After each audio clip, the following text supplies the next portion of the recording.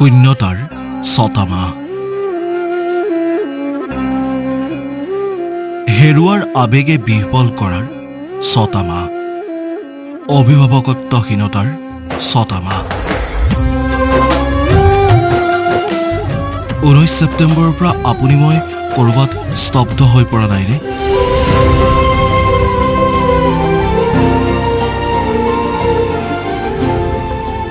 কিবা এটা নোহোৱাৰ শংকাত আপুনি মই বিব্ৰত হোৱা নাইনে?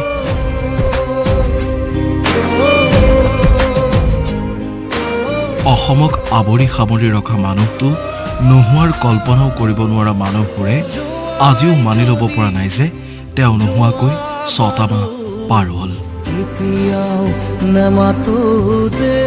ইমান সহজতে এই সন্মোহনৰ পৰা আঁতৰি অহাৰ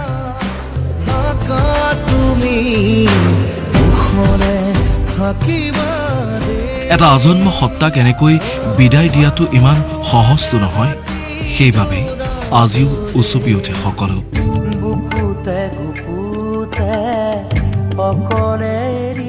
হাহাকাৰ কৰে ইবুকু সিবুকু। জুবিনবিহীন ৬টা মাহ।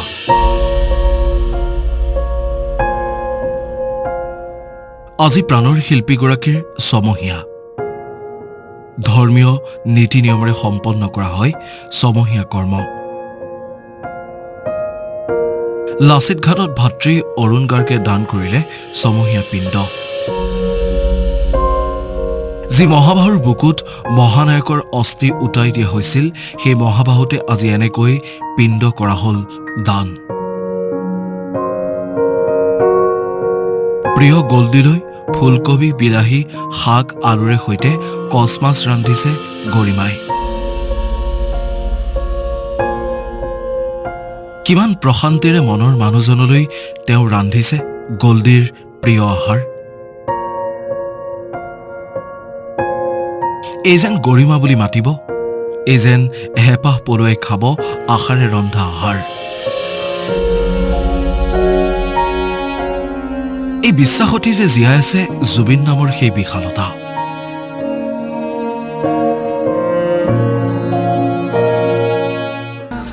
এতিয়া শ্ৰাদ্ধৰ বিধিখিনি আৰম্ভ হৈছে।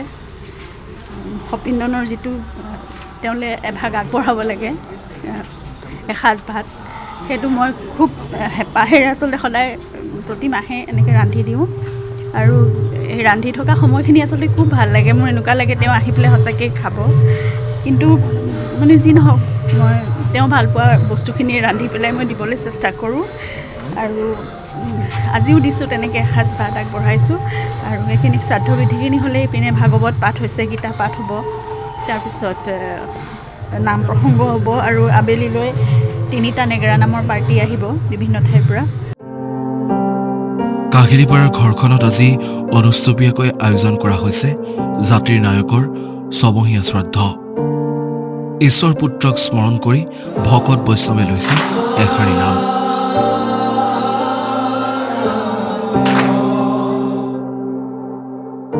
পত্নী গৰিমা অংগীকাৰবদ্ধ হৈছে যে গল্ডিৰ আদৰ্শৰে আগবাঢ়ি যাম।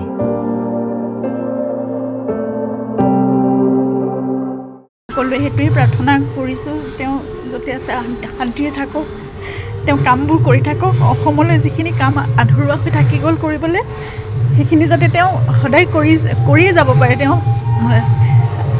যাকে বিশ্বাসী বুলি ভাবে, যাকে যোগ্যজন বুলি ভাবে, সকলোকে সেইটো মনোভাৱ দিয়ক, সেইখিনি তেওঁ চেতনা জ্ঞান দিয়ক। তেওঁৰ সেইখিনি চেতনা জ্ঞান লৈ পেলাই আমি সকলোৱে সেই কামখিনি সকলোৱে মিলি, আপোনালোক সকলোৱে মিলি গোটেই অসমবাসীৰ সহায় সহযোগিতাত সকলোখিনি কাম আমি কৰি যাম। আৰু তেওঁৰ আদৰ্শৰ কামখিনিও আমি কৰি যাম বুলি সদায় সংকল্পবদ্ধ আৰু প্ৰাৰ্থনা কৰিছোঁ। তেওঁ সদায় সুখী হৈ থাকক। ইফালে সোণাপুৰৰ জুবিন ক্ষেত্ৰতো আজি অনুৰাগীয়ে স্মৰণ কৰিলে প্ৰাণৰ শিল্পীগৰাকীক। উপস্থিত শিল্পী মানস ৰবীন। জুবিন ক্ষেত্ৰৰ তিৰপাল গুচাই ৰবীন আৰ্মীয়ে লগাব 3 পাত। অনুৰাগীয়ে আস্থাৰে দিয়া উপহাৰ গামোচা যাতে বৰষুণত তিতিব নোৱাৰে, তাৰ বাবে আজিৰে পৰাই আৰম্ভ কৰিছে কাম। জুবিন ক্ষেত্ৰত মানস ৰবীনে নিৰ্মাণ কৰিব প্ৰস্ৰাৱগাৰ। মুঠতে অনাগত 2-3 দিনত সম্পন্ন হ'ব পৰাকৈ কাম চলিছে ৰবিন আৰ্মিৰ। আগদিনা দেখিলোঁ গৰিমা বৌহঁতে এইবোৰ লগাই থৈ গৈছেহি। বেয়া লাগিছে। মানুহো আমাক ফোন কৰি কৈছে কি কৰি আছা তোমালোকে। তো আজি আহি চালোহি গোটেই অৱস্থাটো, এইবোৰ এতিয়া বতাহ মাৰি আছে, এই চব ফুলি উঠিছে গোটেই।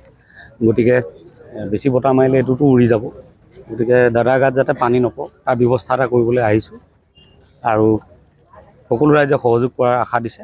গতিকে সকলোৰে হৈ আমি যেতিয়ালৈকে জুবিন ক্ষেত্ৰখন হৈ নুঠে তেতিয়ালৈকে যাতে এই জুবিনদাৰ মৰমত যিবিলাক সামগ্ৰী দি থৈ গৈছে সেইবিলাক যাতে নষ্ট নহয়, পানীত যাতে নিতিতে, তাৰ এটা খুব সুন্দৰ ব্যৱস্থা আমি 3 দিনমানৰ ভিতৰত কৰি তুলিবলৈ চেষ্টা কৰিম।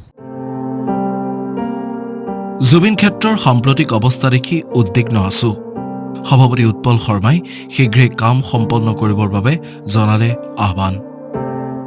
চৰকাৰকো আহ্বান জনাইছোঁ যে আপোনালোকে যদি নিৰ্মাণ সমিতিয়ে এতিয়ালৈকে স্থায়ী নিৰ্মাণৰ কাৰণে কোনো প্ৰস্তাৱ দাখিল কৰা নাই, তেতিয়াহ'লে অস্থায়ীভাৱে হ'লেও অন্ততঃ ৰাইজৰ শ্ৰদ্ধাৰ জেগাখিনি, আদৰৰ জেগাখিনি এই ধৰণে পানীত উৱলি যোৱা ব্যৱস্থাটোৰ পৰা মুক্ত কৰক, পৰিত্ৰাণ দিয়ক।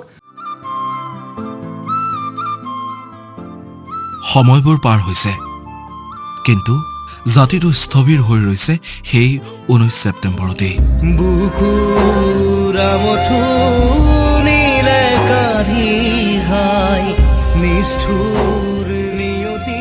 এনেকৈ সম্ভৱনে যে প্ৰাণোদিক ভালপোৱা মানুহজনৰ আমি ছমহীয়া শ্ৰাদ্ধ পাতিম?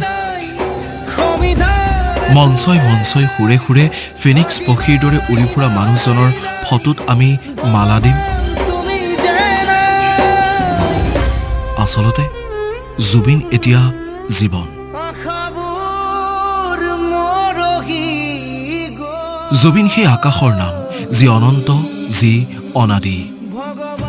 শ্বাসত জুবিন, নিশ্বাসত জুবিন, বুকুত হেঁচা মৰা গধুৰতাখিনি জুবিন।